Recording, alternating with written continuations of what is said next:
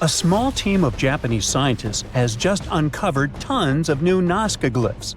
In case you don't know, Nazca Lines are massive geoglyphs of people, animals, and plants etched into the vast, arid plain in southern Peru. Most of them were created by the ancient Nazca civilization over 2,000 years ago. Originally, scientists found hundreds of different designs. They range from simple lines and geometric shapes, some of them being so straight they looked like they were drawn with rulers, to large drawings of different creatures. The most famous designs are of a monkey, a spider, and a friendly-looking human figure known as the astronaut. Some drawings are as long as 600 feet. That's why they can only be fully appreciated from the sky, like murals on the ground. There's even a small airport near the town of Nazca that's mainly used to let the tourists fly over the glyphs to look at them fully. Unfortunately, you can't see them from a regular commercial flight. That's way too high. But this nearby airport offers smaller planes. It's wild how the ancient people managed to draw these glyphs so well in the first place. They didn't have drones or planes, not even some great tools. It was thousands of years ago. Well, they used very simple yet ingenious methods. First, they would remove the top layer of dark weathered rocks and expose the lighter dirt beneath. The light clay stands out against the darker ground. By clearing about 12 to 15 inches of stones, they could create clear, contrasting lines. The desert is very dry, and the clay has stuff in it that helps keep the lines from being blown away by winds or washed away with rains. That's why they've stayed there for thousands of years, even with the wind and weather. To make sure that the glyphs would be nice and precise, they probably used basic surveying tools, like ropes and wooden stakes, to help guide their designs. They would place the stakes in the ground to mark points along the lines, using ropes stretched between them to maintain straight lines or create perfect curves. This technique is similar to how modern architects might use grid systems, and it's kind of like what people did to create the famous extraterrestrial crop circles in the cornfields. So they likely first sketched smaller figures on the ground, and then used them as blueprints to scale up their drawings to the gigantic sizes we see today. And recently, 300 more of these mysterious glyphs were discovered in only 6 months. Normally, scientists had to sift through satellite images, walking or flying over vast stretches to study the glyphs. It was crazy hard, but now we have AI. The drones flew high over the desert, took lots of pictures from all angles, and fed them to the deep learning model. The AI system can scan tons of data in seconds, spotting the patterns that people can miss. And the symbols the AI uncovered are more special than what we knew before. These glyphs aren't huge. It's what they now call the relief-type glyphs. They're smaller and harder to spot, despite being literally in plain sight. Also, the large glyphs usually depict animals, but these relief-type ones mostly show humans and pets. For example, one of them is a 16-foot-long humanoid that clutches a club in its right hand. There was also a fish, mouth wide open as if gasping for air. This one stretches about 60 feet across the desert floor. And perhaps, most striking of all, a bird with 2 long dramatic legs, each leg extending 255 feet. The birds are very special because they've been misidentified for a long time. Now, scientists use the ornithological analysis to reclassify these creatures, and, as it turns out, the drawings depict birds from far-flung regions. There was this one glyph that looked like a simple hummingbird at first, but now, upon closer inspection, comparing beak shapes, wing patterns, and tails, it looks like this wasn't a typical hummingbird at all. It was a hermit, a subgroup of hummingbirds native to the forest regions far from the desert. They have long, slender beaks and distinct tail feathers.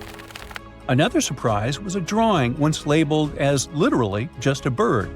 Now it turns out that it was a pelican, a coastal species commonly found along the shores of Peru, not in the desert.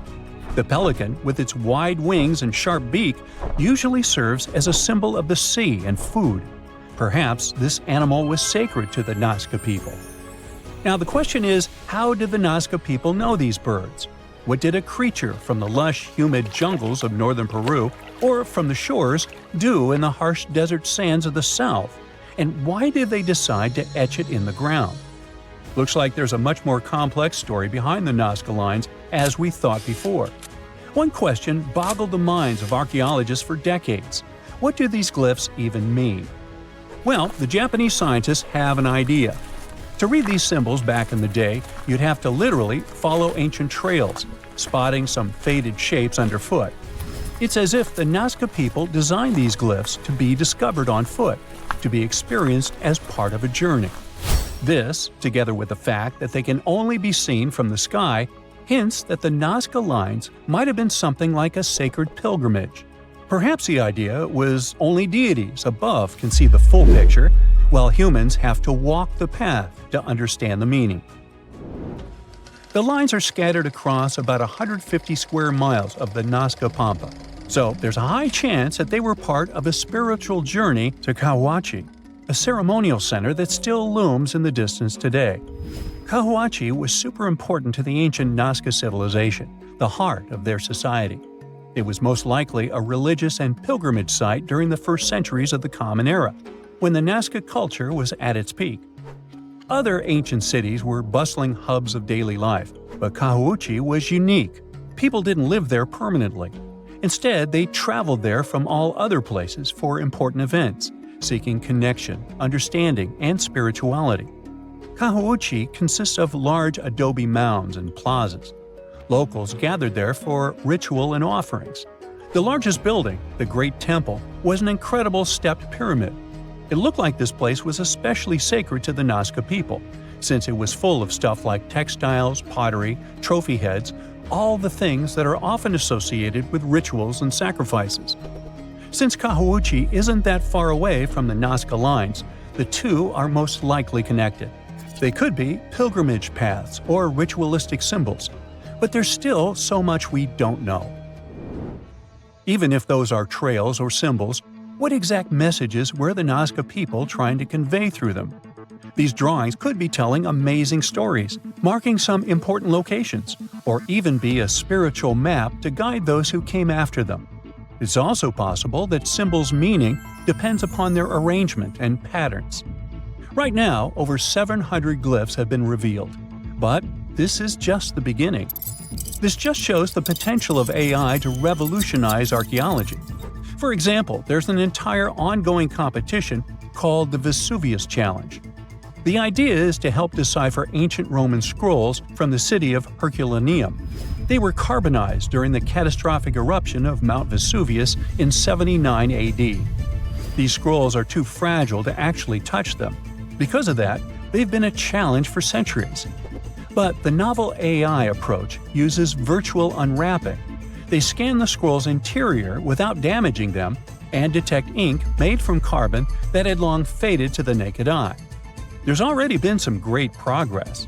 A 21-year-old student managed to reveal the first word from one of these scrolls, porphyris, meaning purple in ancient Greek. The competition has some great rewards, hundreds of thousands of dollars for future breakthroughs. All that is a handful of work for scientists, and they're determined to decipher it all. Have you ever visited a famous monument and thought, all right, this is boring? While you were up on the Eiffel Tower yawning at the view, another landmark in Paris was pulling off the ultimate plot twist. Hidden in plain sight at Place de la Concorde stands a 3,300-year-old Egyptian obelisk that's been keeping juicy secrets from Pharaoh Ramses II himself. That's right. Ancient secret messages carved in stone have been right under our noses this whole time. Nope, this isn't the next National Treasure movie. This is real life, and it took a real-life Indiana Jones to crack the code. So, let's set the stage. You've probably seen this block of stone before, right? Towering 75 feet high, this massive granite pillar was originally from Luxor, Egypt, and it's been chilling in the heart of Paris since 1836. It's covered in hieroglyphs, and for years, everyone assumed we'd already cracked their code. Mystery solved. Nothing left to see here. Enter Jean-Guillaume Olet-Pelletier, French Egyptologist, cryptology expert, and part-time monument whisperer. Basically, if Indiana Jones traded his whip for reading glasses and binoculars, you'd get this guy. he's got a rather unusual hobby. He strolls up to the obelisk every now and then and casually reads hieroglyphs. For fun. Yes, he can read them fluently. No, we don't know what that says about our own hobbies. Until 2021, experts believe that the inscriptions on the obelisk mainly praise the gods Amun or Amun-Ra, if you're on friendly terms, and Horus, the falcon-headed sky god with those super famous parents Osiris and Isis. But during one of his casual reading sessions, Olet Pelletier noticed something odd. Some of the hieroglyphs weren't just singing praises to the gods, they were giving directions, literal directions, to the entrance of the temple of Luxor. But wait, it gets even better with a little backstory. Obelisks like this weren't just pretty lawn decorations. They were usually placed at the entrances of major temples, like the Temple of Luxor, where this one originally stood. They symbolized the sun god Ra and were meant to represent a ray of sunlight frozen in stone. Basically, they were giant sacred exclamation points showing off the pharaoh's divine connection and power. Ramses II had 2 of them set up at Luxor's entrance to honor the gods and, of course, to brag about himself.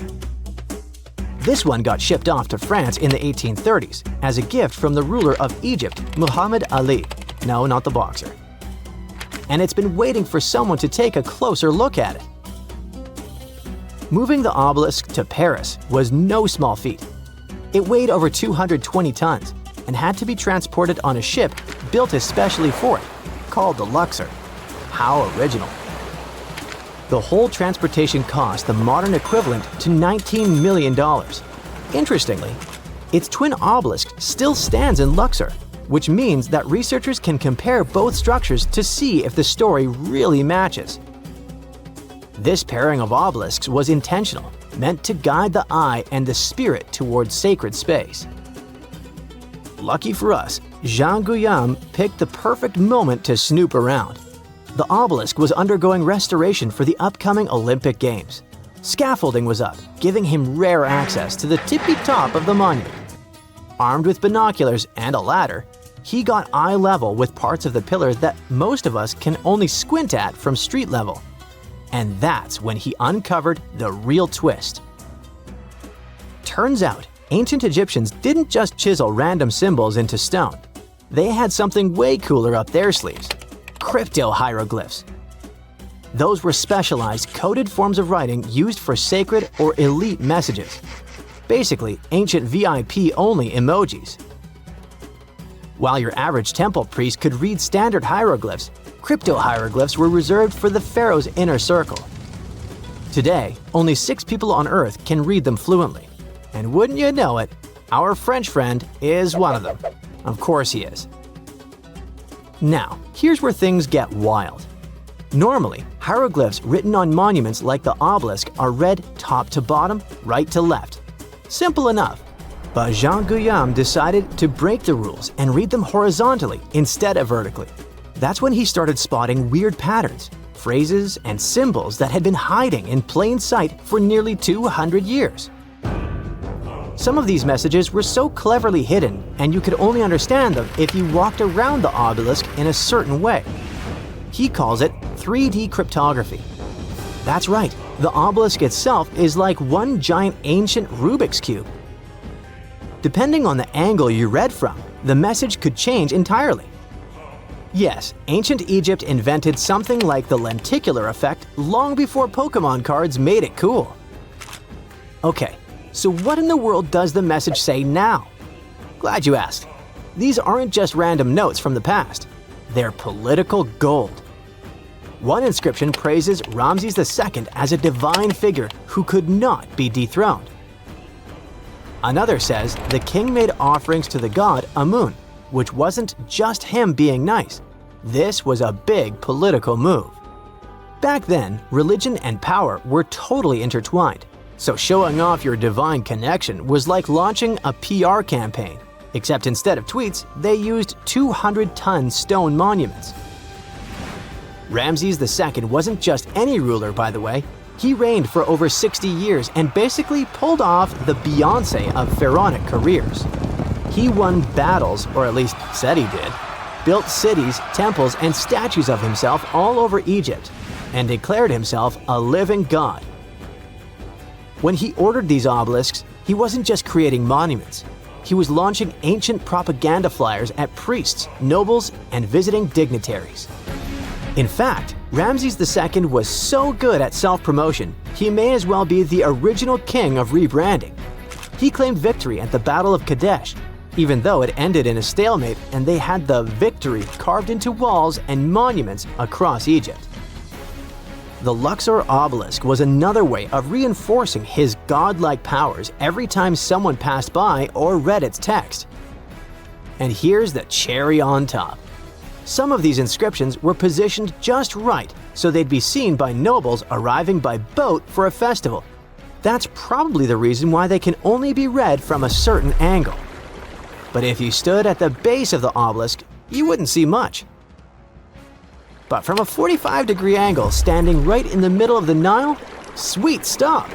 Imagine pulling up to a religious celebration and seeing giant stone text basically saying, "Hey, Ramses is chosen by the gods, don't forget it." Subtle? Not exactly. Effective? You bet. Some messages even carry double meanings. One line might spell out Ramses II's full royal title. But read it differently and boom! It says he's got eternal life. That's next-level branding. You can almost hear him saying, "Look at me, still trending 3,000 years later." For decades, scholars thought this monument had given up all its secrets, but thanks to new access, modern tools, and some fresh eyeballs, we now know there's still a ton to uncover. Oleg Pelletier's full research hasn't been officially published yet, but the clues he's found are already shaking up what we thought we knew about ancient Egyptian monuments. Of course, not everyone's buying it just yet.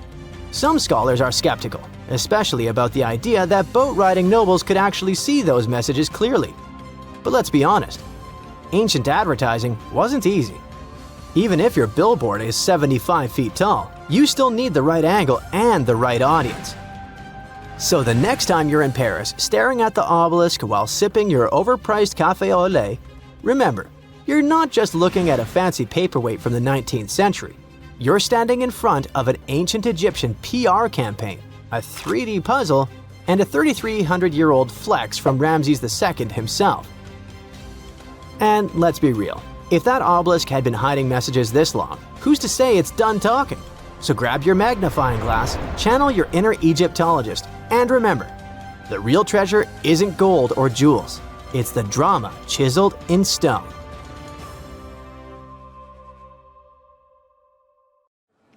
We all grew up believing that Stonehenge is the world's most ancient observatory, but now it has some serious competition for the title. Nabta Playa was built more than 2,000 miles away in southern Egypt and thousands of years before Stonehenge and even the pyramids of Giza. In 1973, a Bedouin guide stumbled upon a strange group of huge stone formations while crossing the Sahara Desert. He led American archaeologist Fred Wendorf to the site, located about 60 miles from the Nile. Wendorf's friend and colleague claims the team found the stones while stopping for a bathroom break in the desert. Either way, what they found changed history. At first, Wendorf thought the stone structures were just natural formations. But then it hit him. This area was once a lake, meaning no natural rocks should even be there. He kept coming back to the site for decades, and by the early 1990s, his team finally uncovered a circle of stones that seemed to line up with the stars in a way no one could explain. After 7 long years of trying to crack the mystery of the site, Wendorf reached out to an expert in archaeoastronomy. They study how ancient people used the stars. One evening, while the expert sat in the cool desert sand staring at the stones, he realized that they formed a pattern radiating outward from a massive burial mound. One by one, as they dug into the sediment, the buried megaliths started lining up like spokes on a wheel. The team had already used radiocarbon dating to test samples from fire hearths and tamarisk wood roofing found inside the stone circle.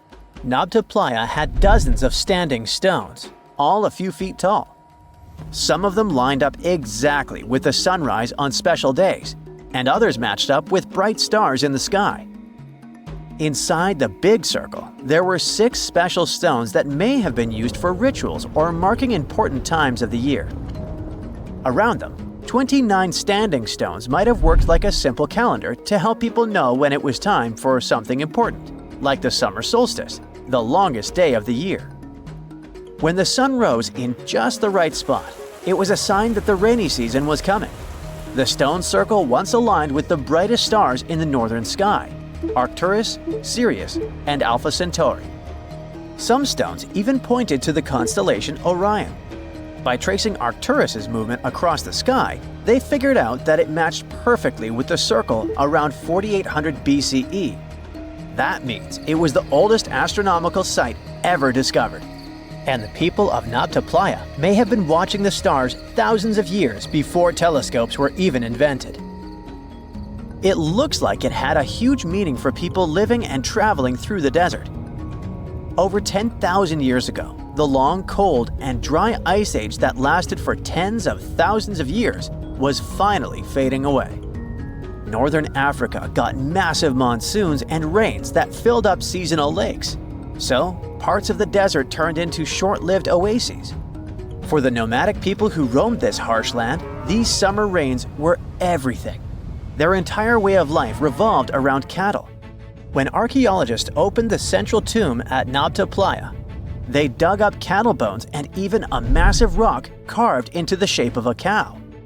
The people who built it used the stars to guide them and find hidden watering holes like Nazca Playa, which likely held water for about 4 months a year, starting with the summer monsoons. But there was no North Star back then, so instead they navigated using bright stars and the way the sky seemed to spin in circles above them. When the lakes were full, the standing stones would be partly submerged, and from the western shore, you would see the reflection of the stars on the dark water. Nazca Playa is way less famous than Stonehenge, perhaps because its stones were buried and the famous site in England was open to visitors for thousands of years. Sadly, when Nazca Playa did become famous, some tourists ruined parts of it by moving stones around, which messed up the ancient star alignments. To protect it, the authorities moved everything to a museum where people can see the stones and the carved cow statue without damaging them. The Egyptian Observatory isn't the only construction similar to Stonehenge. It has versions that were used for different purposes, from Germany and France to the US and the Andes in northern Peru. This last one is actually one of the oldest big structures ever built in this region. The circular plaza is made of 2 giant stone walls arranged in a ring. It was likely used for ceremonies and gatherings. Scientists have carbon dated it to be about 4,750 years old, which means it was built before the Great Pyramids of Egypt and Stonehenge. The plaza had 2 entrances and a special layer of clay, soil, gravel, and charcoal underneath. It was carefully planned and built. Archaeologists also found ceramic pieces, quartz crystals, and gemstones at the site, so it was definitely a special place.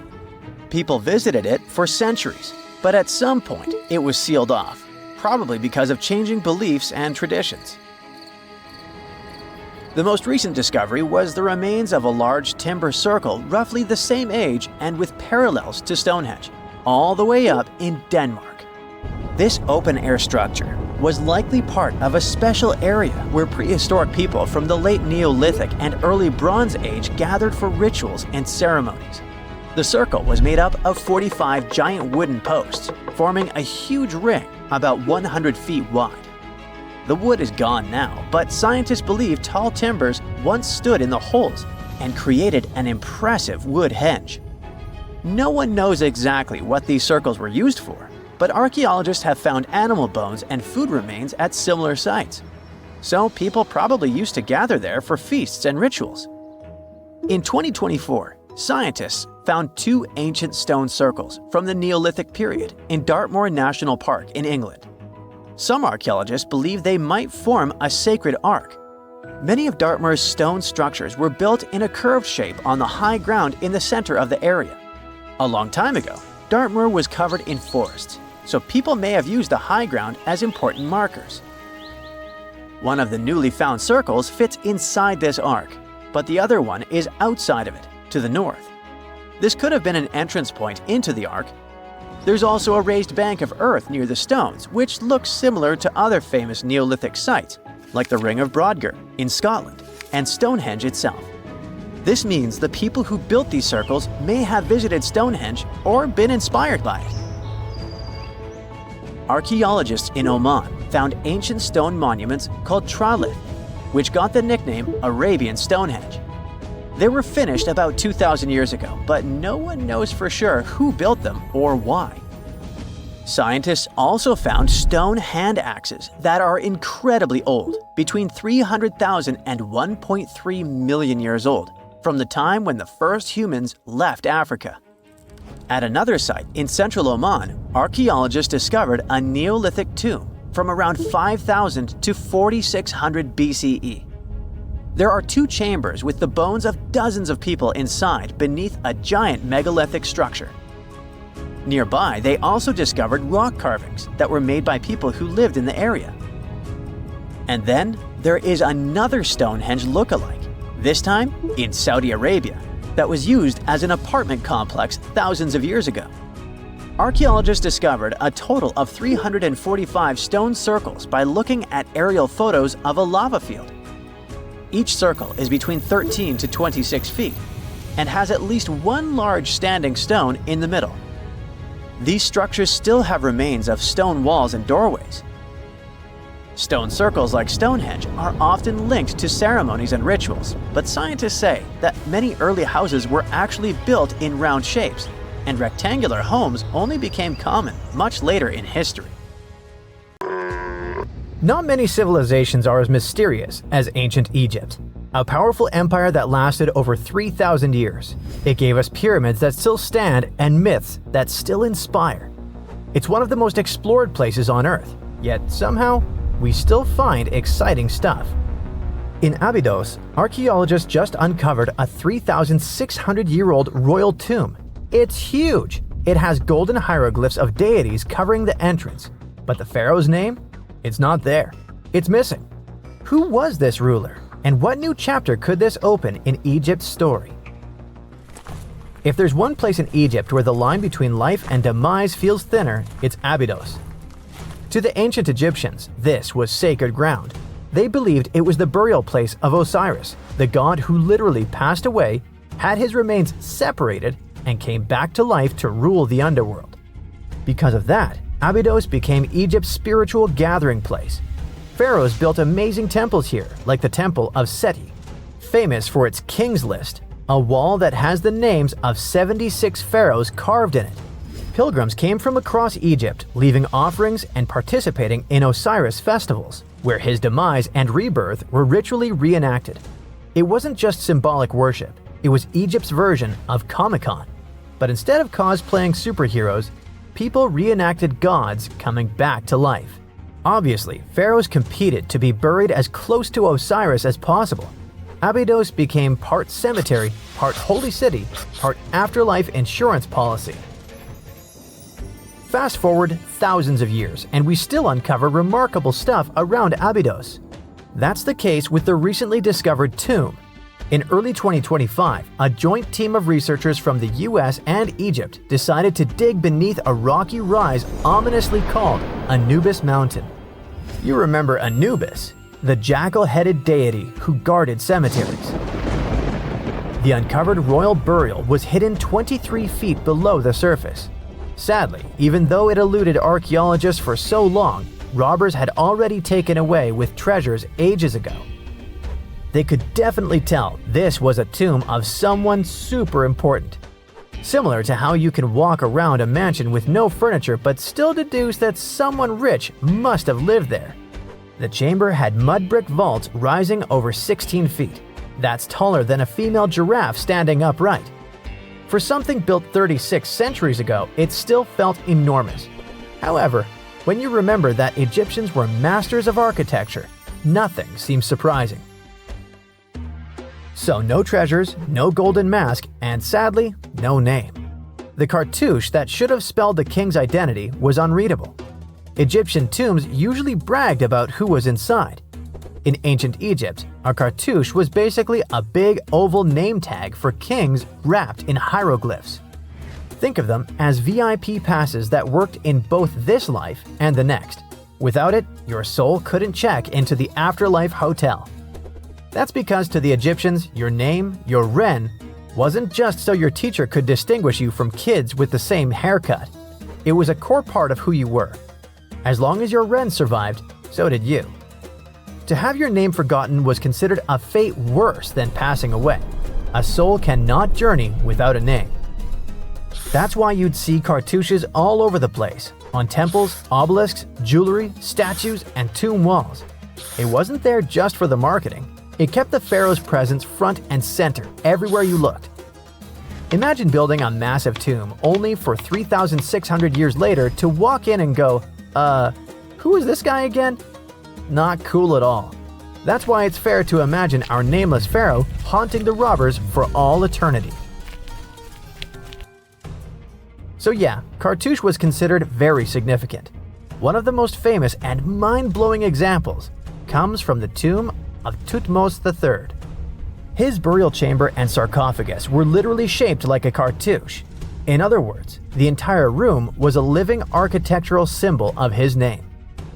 Thankfully, in the recently discovered tomb, not everything was erased. Painted in golden hues at the entrance were two familiar guardians, deities Isis and Nephthys. Isis was the magician who stitched Osiris back together and breathed life into him. Nephthys, her sister, was the eternal mourner and protector of the mummy. Together, they promised that whoever rested here would not face the afterlife alone, and it's one additional proof of the importance of the mysterious pharaoh. So, who could this be? To answer that, we need to go down history lane. This tomb dates back to Egypt's messy chapter called the Second Intermediate Period. Instead of one ruler in charge, the country had many rival kingdoms, each with its own little power base, like a real-life Egyptian version of Game of Thrones. And right in the middle of that chaos was Abydos. For a while, it was home to its own line of kings, the so-called Abydos dynasty. Those weren't the pyramid builders everyone knows, and that's why they're so mysterious. They left behind almost nothing. No great monuments, no sprawling cities, just fragments of names on broken blocks. For centuries, many scholars even doubted they existed at all. That sorta changed in 2014, when archaeologists uncovered the tomb of Senebkay, one of those shadowy kings. Now, everything we know about Senebkay points to him having quite a story to tell. His bones revealed 18 deep wounds, the kind you get in battle. He had blows to his skull, back, and hands, and likely lost his life fighting, making him one of the few pharaohs we know who sadly fell in combat. His tomb was modest, with reused artifacts from earlier kings, but it delivered one priceless thing: proof. Until Senebkay, the Abydos dynasty was just a theory. With him, it became real. And that's why the new discovery could be a big deal. The newly uncovered royal tomb at Abydos shares the same layout and style as Senebkay's. It has limestone chambers, mud brick vaults, and protective deities, although it's much bigger. Which again raises the possibility that we're looking at an even earlier, more powerful ruler of Abydos. Whoever he was, he wanted to be remembered alongside the greats. Which is ironic, because it seems that history tried erasing him. Perhaps additional findings alongside his tomb could tell us more. Yes, there's more, and it's actually pretty cool. Not far from Abydos, in the village of Banawit, archaeologists uncovered a Roman-era pottery workshop. Yeah, you heard that right, a pottery factory close to a pharaoh's burial ground. The site had huge clay kilns, storage rooms, and even broken shards called ostraca.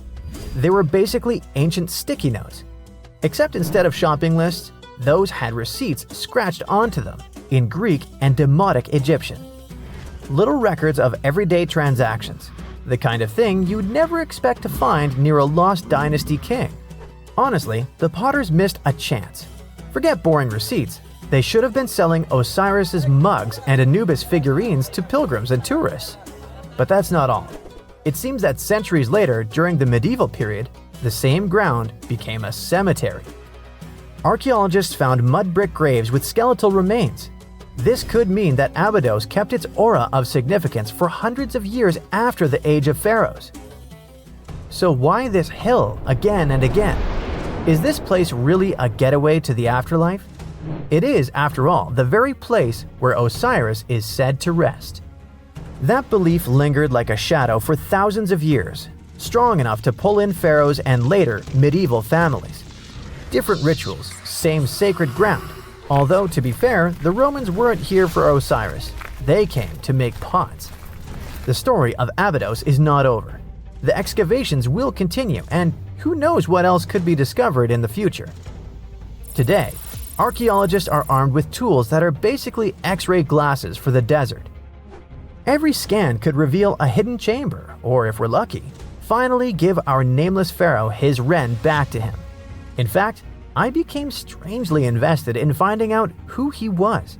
So let's hope for some news soon. It's only a matter of time. Do you have your own theories? Let me know. If there's a question that still baffles archaeologists to this day, it's this one. How did the ancient Egyptians build those magnificent pyramids?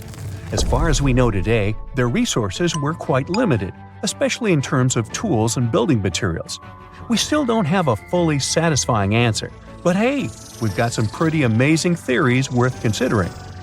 The leading contender among these theories involves the clever Egyptians employing a sneaky strategy. Now picture this. They constructed a slanted and curving mound made of bricks, earth, and sand encircling the pyramid to be. As the pyramid grew taller and taller, they simply increased the height and length of this wacky structure. It's like they were playing an ancient game of Jenga. Now, how did they get those massive stone blocks up there? Well, according to the legendary ancient Greek historian Herodotus, they used sleds, rollers, and levers. It sounds like they turned construction into a supersized game of tug-of-war. And guess what? Herodotus also claimed that the Great Pyramid, the one from Giza, the granddaddy of them all, took a whopping 20 years to build. There's more. Herodotus also dropped a mind-boggling number on us. 100,000 men were supposedly involved in this pyramid extravaganza. Did they hire the entire Egyptian population? Well, it might not be as far-fetched as it sounds. These men were probably mostly farmers, so they probably focused on the pyramids when there wasn't much work to be done in the fields. Like during the flood season of the Nile River. Obviously, specialists in the archaeological community had something to add to this theory. By the late 20th century, they discovered some evidence that suggests the workforce might have been smaller and more permanent than previously thought. Instead of a massive army of 100,000 pyramid builders, they proposed that a modest crew of around 20,000 workers, accompanied by support personnel like bakers, physicians, and even spiritual leaders, could have gotten the job done. There was also this theory that claimed that the pyramids were actually built from the top downward. It suggested that these colossal structures were nothing more than isolated hills used as quarries. The stones were supposedly drawn from these hills, and over time, competing engineers took charge and transformed them into the iconic pyramids we know today. Now, before you dismiss this theory as a wild fantasy, some folks thought it wasn't completely crazy.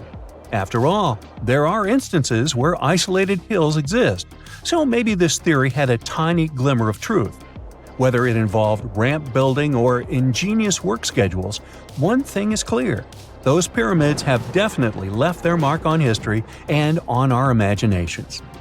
Now, speaking of ancient Egyptian mysteries, there's this gigantic unfinished obelisk sitting in ancient Egypt, and scientists are trying to figure out how it was shaped.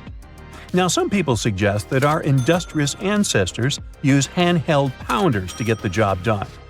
One expert has a different take on the matter, though. He argues that if we take a closer look at the pattern left behind by the shaping tool, we'll notice something peculiar. The walls of the trenches surrounding the obelisk display a neat and even pattern, which is pretty unlikely if they were pounded away by mere mortal hands.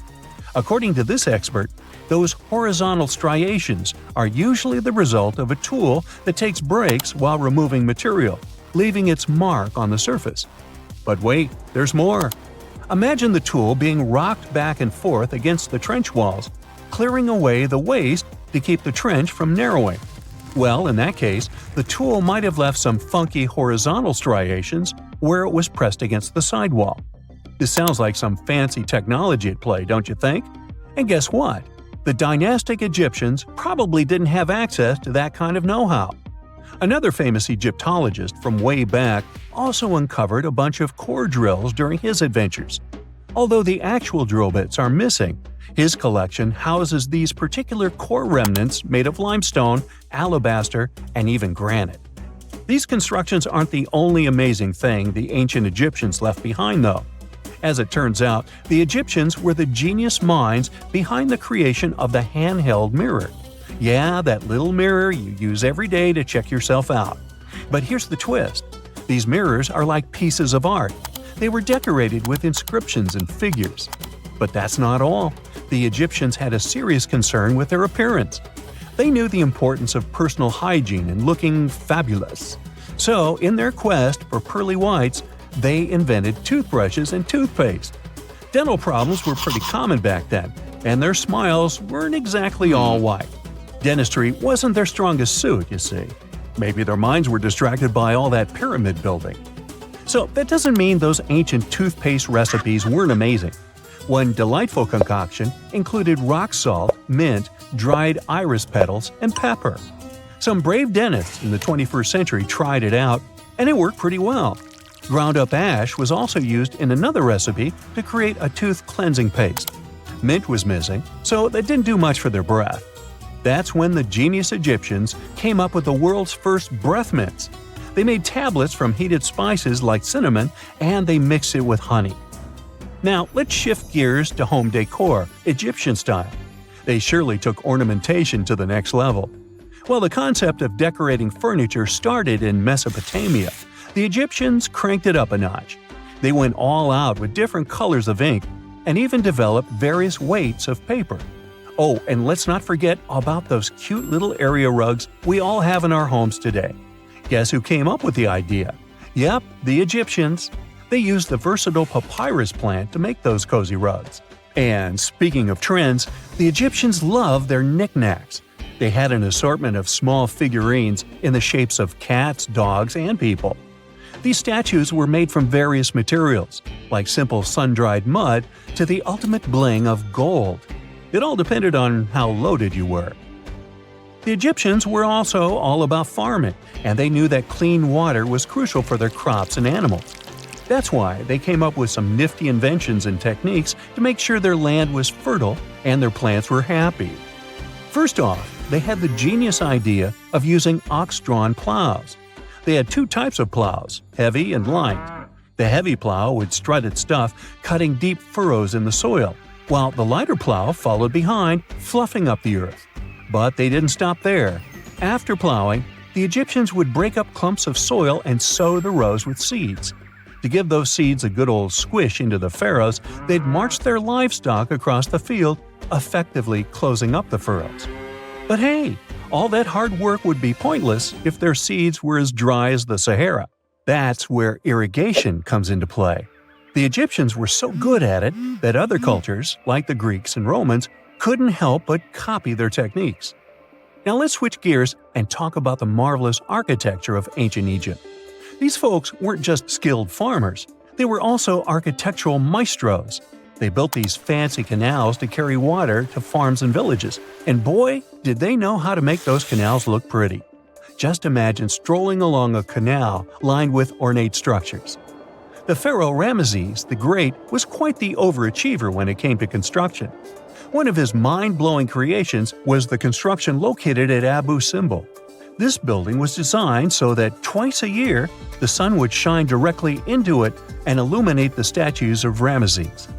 And let's not forget about the corbelled arch.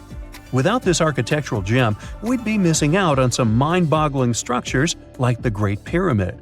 The Egyptians knew how to make things stand tall and proud, thanks to their engineering and construction wizardry. They built grand halls and inner sanctums that make your jaw drop. And some of these temples doubled as astronomical observatories. A gruesome discovery took place in Egypt some years ago. You want to hear about it? 16 human hands, carefully buried in 4 eerie pits. They didn't look too much like human hands at first, since they were abnormally large, but they were. Weirdly, there were only right hands. No left hands were in sight. It turned out that it points to the practice of an ancient dark ritual. Old Egyptian art and tales talked of a ceremony where warriors would present the right hand of their adversaries as proof of victory and ask for gold in return. Egyptians believed in the afterlife, so cutting off someone's hand meant you cut off their power eternally. Guaranteeing this type of defeat was interesting to the winning party. Here, the fight was between Egyptians versus Hyksos, who lived in what was once known as Canaan. Egypt has always been the center of some history-changing findings, and some time ago, this papyrus was found. If we stretched it open, it would be just a tad bigger than the height of a skyscraper. The world's tiniest skyscraper, which is located in Wichita Falls, Texas. When humans didn't write on their notes app, they wrote on this thing, made from the medulla of a papyrus plant. Around 2,000 years ago, ancient Egyptians wrote something reminiscent of a book where they describe most of their funerary traditions and their visions of the afterlife. It's considered one of the most important texts from ancient Egypt and is still sold in bookstores to this day. This ancient manuscript was unearthed from a chamber located just south of the Pyramid of Djoser, located in Saqqara. Oh yes, Djoser is the oldest pyramid in Egypt and not the Giza pyramids like most people think. So recently, the site of Saqqara buzzed with excited archaeologists who probably found one of Egypt's oldest complete mummies. They believe that this beautiful and well-preserved mummy was that of a wealthy man. He was discovered in a deep shaft, covered in layers of gold leaves. There are many symbols that show he was an important and wealthy man, like the band he wore on his head, the bracelet on his chest, and the fact that he was embalmed with a tunic, which was reserved for Egypt's finest. The most exciting part of the entire discovery was finding the resting place sealed with mortar, just as the ancient Egyptians had left it 4,300 years ago. Now this may sound weird, but back in 2008, archaeologists discovered a missing pyramid. Now it went missing because it deteriorated over the span of 4,000 years. Today, you can only see its base. It was a pretty important site back in ancient times. It is said that around the area of the pyramid, the ancients hosted a special type of ceremony where high priests would carry mummified remains of sacred bulls. Now here's a fun fact. Ancient Egyptians believed that Apis bulls were earthly incarnations of the city deity of Memphis and was connected to rites of fertility. It wasn't just any Apis bull though. They needed to be all black with a single white mark between its horns and a bunch of very specific characteristics. They were selected by the local priests and honored until they passed away. After that, they were mummified and buried in underground galleries. Meanwhile, this missing pyramid sort of disappeared around the 1800s. It was a German archaeologist who first found it in the village of Saqqara. He called it the Headless Pyramid when he first found it. But then, years after the official discovery, the desert sand came along and covered the whole thing. There were some excavations between the 19th and 20th centuries, but they weren't too systematic. That's why scientists were so thrilled when they dug an entire pyramid's base after removing the 25-foot mound of sand that was covering it.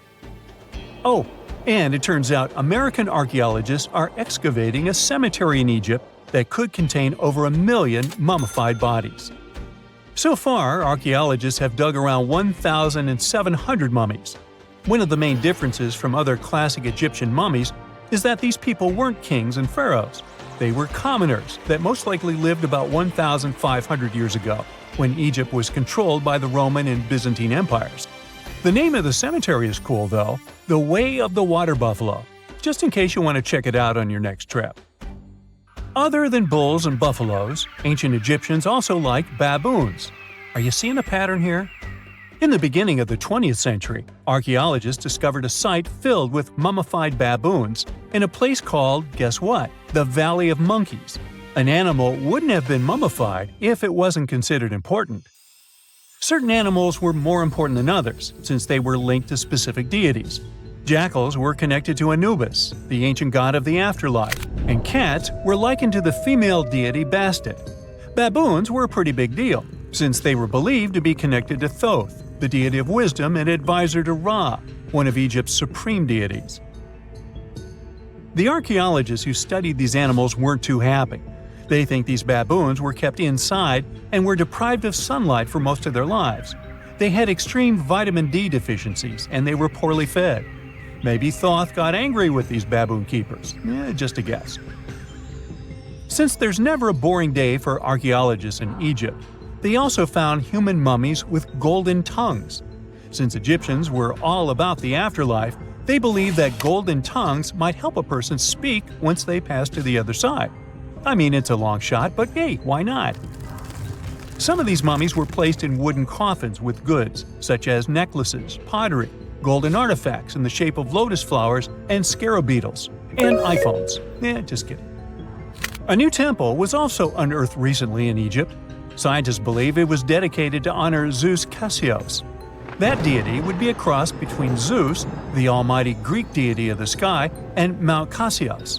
While digging around the Sinai Peninsula in Egypt, archaeologists spotted 2 pink granite columns poking out of the ground, and bingo. They believe these columns represented the temple's front gate and collapsed during an earthquake many years ago. And speaking of deities, there weren't only super serious deities. Recently, scientists unearthed a golden ring in a city south of Cairo. No, Frodo, it's not magical. It was a normal gold ring, but it had the depiction of the deity of fun, officially named Bes. This deity is often described in sacred texts as a happy, chubby dwarf. Today, many tattoos we get are sorta deprived of any sense and are made of aesthetic purposes only. In ancient Egypt, though, women would get tattoos as a token of protection for childbirth. That's what scientists think, at least. Around the Nile region, scientists found some mummies that had well-preserved tattoos, which is a rarity since the skin deteriorates so easily. 2 of these women tattooed their lower backs, and the drawings were simple. They were mostly pictures, including that same chubby dwarf we just talked about, Bes. He also had a side hustle as the protector of women during childbirth. Now, would you believe me if I told you ancient Egyptians invented robots? No?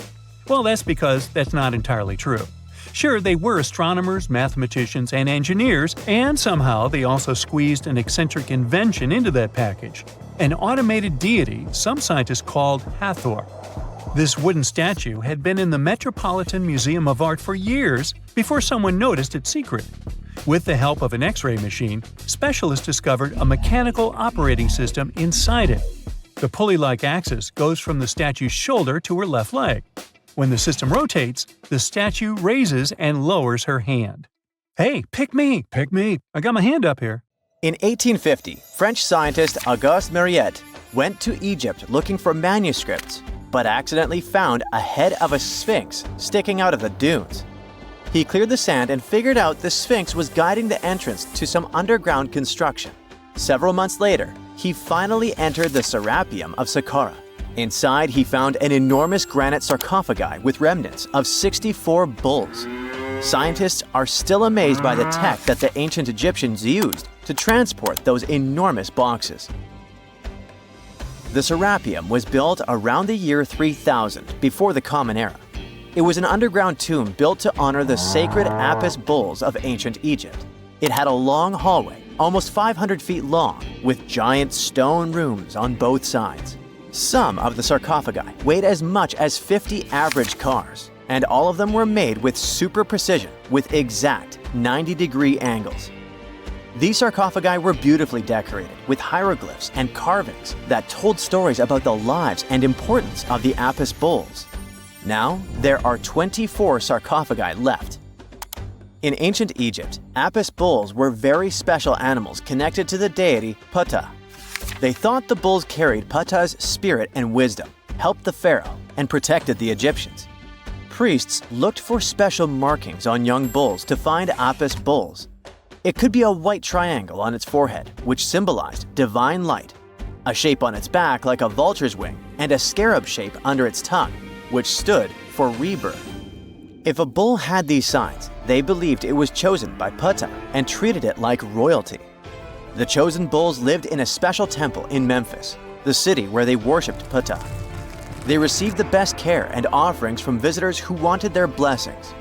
When an Apis bull passed away, it was treated with great honor and mummified. When Mariette entered the Serapeum, he noticed traces of rollers on the gallery's floor and found 2 wooden horizontal winches. Each had 8 levers. Later, other explorers saw double rails. The burial chambers were lower than the hallway floor. To get the boxes into place, workers filled the chambers with sand so the sarcophagi could be rolled in straight. Then they slowly removed the sand to gently lower the boxes into perfectly cut spaces in the bedrock. A carved stone sign found in the Serapeum said it took 28 days to move just one sarcophagus and its lid into its spot during the time of Ptolemy II. The extreme precision of the sarcophagi with 90-degree angles also has an explanation. Ancient Egyptians wrote texts, or rather, papyrus, on geometry a long time ago. It shows that they knew the approximate number pi and could calculate the volume of a pyramid with its top cut off. If they could figure out complicated math like that back then, it makes sense that they could also carve perfectly flat surfaces 500 years later. All this sounds pretty legit, but some people think certain things don't add up here. The size of boxes is way larger than the size of bulls, yet they buried pharaohs in tiny coffins that barely fit their bodies. The sarcophagi are made out of granite with crazy precision, and they could have just used limestone, which would have made things way easier. The transportation of the boxes seems pretty simple, but only in theory. If one person could pull about 440 pounds, then at least 250 people would be needed to pull just one box. The tunnels in the Serapeum are really narrow, only about 2 feet wider than the boxes themselves. There's no way hundreds of people could have squeezed into those tight spaces to pull the boxes. And even if they did, how would they turn the box in the cramped corridor, lower it into its niche, and place it perfectly in the middle? Somehow, they did this 24 times, and every box is centered perfectly. Plus, the chambers were dusty, and there were no signs of soot from lamps. This means they must have worked in almost complete darkness. The real use of the boxes could also be different. A long time ago, even before the Egyptian pharaohs ruled, the local people already knew how to use fermentation. It happens when tiny organisms called yeast eat certain ingredients like starch and turn them into gas and ethanol. So someone in ancient Egypt probably put food like barley, bread, and even meat inside a giant stone box, then closed it tight with a heavy lid. These stone boxes, carved from granite, were so precisely made that they were almost completely sealed, so nothing could escape from it. As the yeast inside the box started working, it created more and more CO2 gas. It built up pressure inside the box. The granite boxes were incredibly strong. They could handle more pressure than a car tire can hold. When granite was squeezed under such pressure, its crystals produced a tiny electric charge. This effect was possible because granite contains quartz, a material that reacts to pressure this way. The process also needed meat or animal parts, possibly to help the yeast grow better. Meat contains something called oleic acid, which yeast needs to keep growing and to survive the bad effects of the ethanol it produces. As the pressure inside the box kept growing, the combination of gases and electricity made these boxes not just ancient fridges, but powerful energy systems. Over time, the pressure inside got so strong that it could push the lid open and the gas would escape with a pop. But when people rediscovered the Serapeum in 1850, they found old drawings that showed piles of stones stacked on top of some of the box lids. So, someone long ago probably tried to make the lids even heavier by adding extra weight to make it harder for the gas pressure to push them open. This extra weight also meant the quartz crystals in the granite could keep creating more electricity under all that pressure. If someone opened one of these stone boxes thousands of years later, they would only find bones from bulls that were placed in the box. And that's exactly what Mariette discovered in the 1850s. They opened the Serapeum for visitors soon after the first excavations in the second half of the 19th century. Prince of Wales even had a luncheon with his guests in one of the sarcophagi. Sands and earthquakes made the site inaccessible for a while, but now you can visit it again and try to solve the mystery yourself. With new tech, we could have answers to many other historical mysteries soon. A team of scientists at Chicago's Field Museum of Natural History recently used a special CT scanner to learn more about ancient Egyptian mummies without unwrapping them. They gently rolled 26 mummies on custom carts out to the parking lot, where the scanner was waiting. It took thousands of detailed X-ray pictures of each mummy and their coffins. When all the pictures were put together, they created 3D images that showed what was inside, the skeletons, and some artifacts. The scientists hope these images will help them understand ancient Egyptian burial practices from over 3,000 years ago. Even though the scanning process only took 4 days, it might take 3 years to study all the data. But scientists were able to learn some personal details about the mummies. One of the most popular mummified individuals at the museum, Lady Chineta, was a woman who lived in ancient Egypt about 3,000 years ago.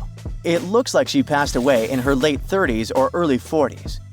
To make sure her body looked complete for the afterlife, embalmers put stuffing in her neck to keep it from collapsing. They also placed artificial eyes in her sockets, so she would have eyes in the next world. She was wrapped in fancy linen and placed in a beautifully decorated coffin. The scans revealed that it had been carefully crafted with a slit at the back, which embalmers used to fit the body. There were also some artistic details on the surface, like markings for her knees. It looks like her burial was on the scale of a high-end luxury car.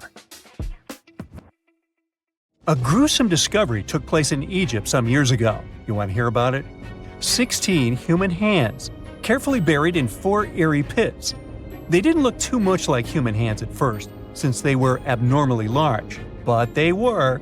Weirdly, there were only right hands. No left hands were in sight. It turned out that it points to the practice of an ancient dark ritual. Old Egyptian art and tales talked of a ceremony where warriors would present the right hand of their adversaries as proof of victory and ask for gold in return. Egyptians believed in the afterlife, so cutting off someone's hand meant you cut off their power eternally. Guaranteeing this type of defeat was interesting to the winning party. Here, the fight was between Egyptians versus Hyksos, who lived in what was once known as Canaan. Egypt has always been the center of some history-changing findings, and some time ago, this papyrus was found. If we stretched it open, it would be just a tad bigger than the height of a skyscraper. The world's tiniest skyscraper, which is located in Wichita Falls, Texas. When humans didn't write on their notes app, they wrote on this thing, made from the medulla of a papyrus plant. Around 2,000 years ago, ancient Egyptians wrote something reminiscent of a book where they describe most of their funerary traditions and their visions of the afterlife. It's considered one of the most important texts from ancient Egypt and is still sold in bookstores to this day. This ancient manuscript was unearthed from a chamber located just south of the Pyramid of Djoser, located in Saqqara. Oh yes, Djoser is the oldest pyramid in Egypt and not the Giza pyramids like most people think.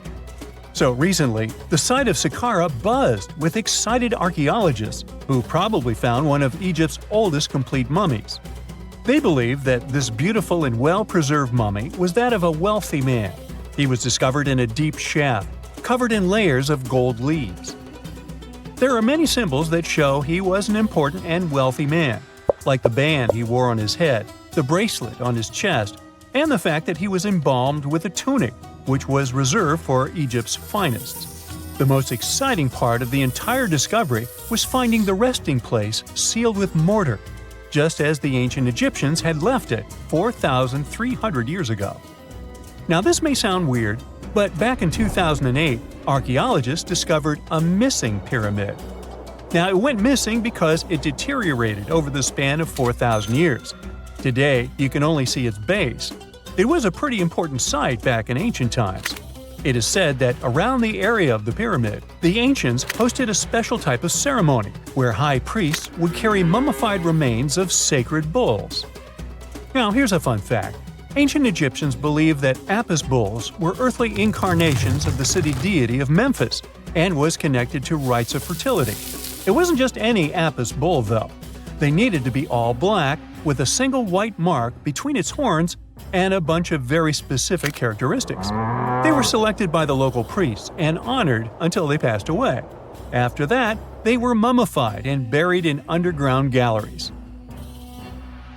Meanwhile, this missing pyramid sort of disappeared around the 1800s.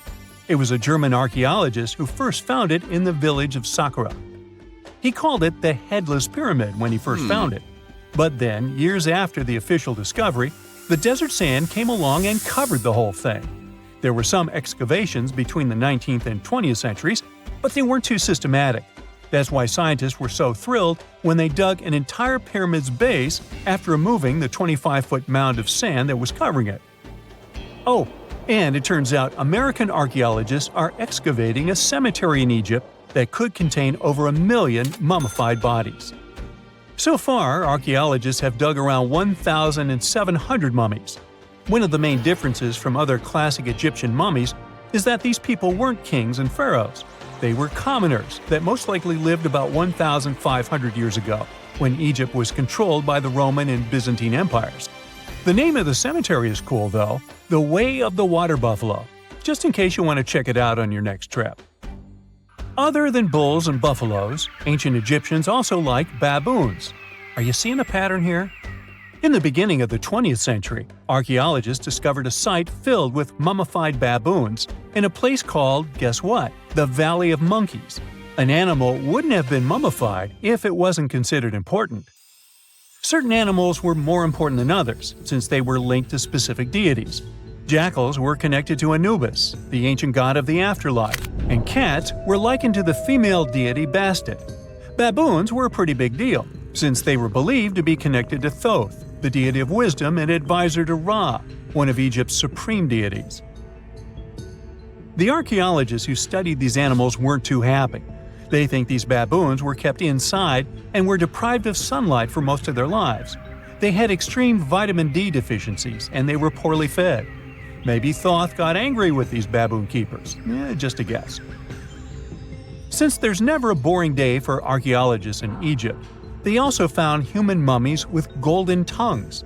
Since Egyptians were all about the afterlife, they believed that golden tongues might help a person speak once they pass to the other side. I mean, it's a long shot, but hey, why not? Some of these mummies were placed in wooden coffins with goods, such as necklaces, pottery, golden artifacts in the shape of lotus flowers and scarab beetles, and iPhones. Just kidding. A new temple was also unearthed recently in Egypt. Scientists believe it was dedicated to honor Zeus Cassios. That deity would be a cross between Zeus, the almighty Greek deity of the sky, and Mount Cassios. While digging around the Sinai Peninsula in Egypt, archaeologists spotted 2 pink granite columns poking out of the ground, and bingo. They believe these columns represented the temple's front gate and collapsed during an earthquake many years ago. And speaking of deities, there weren't only super serious deities. Recently, scientists unearthed a golden ring in a city south of Cairo. No, Frodo, it's not magical. It was a normal gold ring, but it had the depiction of the deity of fun, officially named Bes. This deity is often described in sacred texts as a happy chubby dwarf. Today, many tattoos we get are sorta deprived of any sense and are made of aesthetic purposes only. In ancient Egypt, though, women would get tattoos as a token of protection for childbirth. That's what scientists think, at least. Around the Nile region, scientists found some mummies that had well-preserved tattoos, which is a rarity since the skin deteriorates so easily. 2 of these women tattooed their lower backs, and the drawings were simple. They were mostly pictures, including that same chubby dwarf we just talked about, Bes. He also had a side hustle as the protector of women during childbirth. Now, would you believe me if I told you ancient Egyptians invented robots? No? Well, that's because that's not entirely true. Sure, they were astronomers, mathematicians, and engineers, and somehow they also squeezed an eccentric invention into that package. An automated deity some scientists called Hathor. This wooden statue had been in the Metropolitan Museum of Art for years before someone noticed its secret. With the help of an X-ray machine, specialists discovered a mechanical operating system inside it. The pulley-like axis goes from the statue's shoulder to her left leg. When the system rotates, the statue raises and lowers her hand. "Hey, pick me! Pick me! I got my hand up here."